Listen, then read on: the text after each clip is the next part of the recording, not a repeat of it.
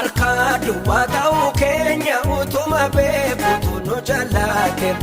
akka nama mitiin gooftaan sibiilaan darbuun garaa jabaate itti agarsiisim duwwaa kee irriinat qabdu gooftaan hin guuta safaraan qabuun kennaasa warra dhabaaniif ammaaree laata maqaa akkasii qabnaan turre munnumti keenya ilmaan hiyyeessa